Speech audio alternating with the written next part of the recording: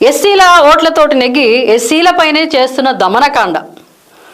వీటిని ప్రశ్నిస్తున్నప్పుడు కొంచెం మంది, ఇద్దరు ముగ్గురు అయినా కానీ ఎలాంటి కమెంట్స్ పెడుతున్నారంటే, చంద్రబాబుకి ఎంత కమ్ముడిపోయావు, చంద్రబాబు హయాంలో ఇంతకంటే ఘోరాలు జరిగినాయి, అప్పుడు నిద్రపోయారా మీరందరూ, జగనన్ననే అంటున్నారు ఎందుకు, ఇలాంటి కమెంట్స్ కొంతమంది పెడుతున్నారు. ఇక్కడ బాధాకరమైన విషయం ఏంటంటే, ఆంధ్రప్రదేశ్లో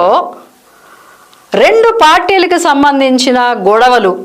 2 కులాలకు సంబంధించిన రచ్చలు, ప్రజలు అనేవాళ్ళు మైనస్ అయిపోయి 2 పార్టీల మనుషులుగా, 2 పార్టీలకు చెందిన కార్యకర్తలుగా, అభిమానులుగా మారిపోయిన దుస్థితి కనిపిస్తుంది. నేను ప్రస్తుతం జరుగుతున్న పాలనలో దుర్మార్గాలు అందరికీ, నా ఒక్కదానికి కనబడ్డ దుర్మార్గాలు ఏం కాదవి,